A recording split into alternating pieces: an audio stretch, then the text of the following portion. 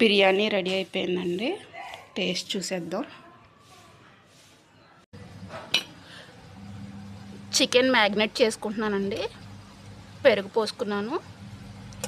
ఉప్పు, కారం, పసుపు కూడా వేసుకోవాలండి.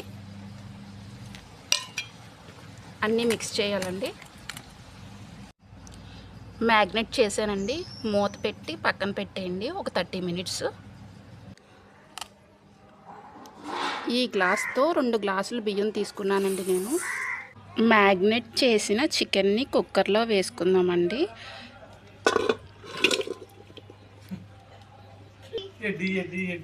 ఒక గ్లాస్ వాటర్ పోసుకుందాం. 7 విజిల్స్ రావాలండి. చికెన్ బిర్యానీ కోసం పచ్చిమిరపకాయలు, ఉల్లిపాయలు, కొత్తిమీర, అల్లం, వెల్లుల్లిపాయలు తీసుకున్నానండి. బిర్యానీకి మసాలా కోసం ధనియాలు, జీలకర్ర, చెక్క, పువ్వు, 8 లవంగాలు తీసుకున్నానండి. అల్లం, వెల్లుల్లిపాయ కూడా తీసుకున్నాను. మసాలా కుమ్ముకుంటున్నానండి. అల్లం,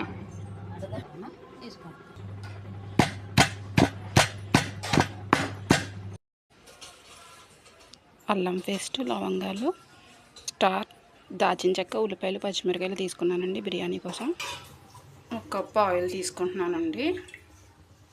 లవంగాలండి, స్టార్ వేసుకుంటున్నాను. చెక్క,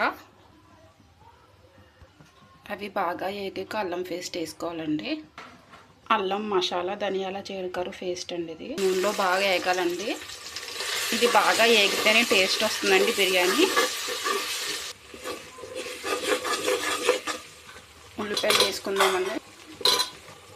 పచ్చిమిరపకాయలు, కరివేపాకు, ఉప్పు, కారం కలుపుకున్నాం కదండి. ఈ బియ్యం కూడా వేసేద్దాం ఇప్పుడు.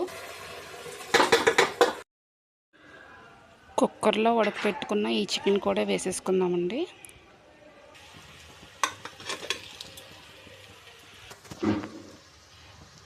చికెన్ ముక్కలు వేసేసుకున్నానండి. కొంచెంసేపు మగ్గనిద్దాం, మూత పెట్టేద్దాం. 10 మినిట్స్.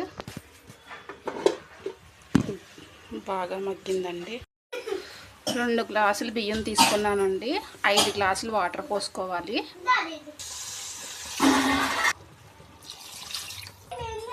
ఆచి బిర్యానీ మసాలా వేస్తానండి, టేస్ట్ బాగుంటుంది.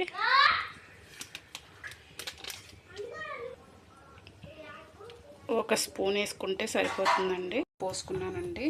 మంట హై స్పీడ్లో పెట్టుకోవాలండి. విజిల్స్ రావాలండి.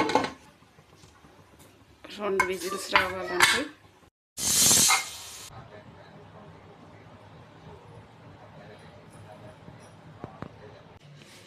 బిర్యానీ రెడీ అయిపోయిందండి. టేస్ట్ చూసేద్దాం.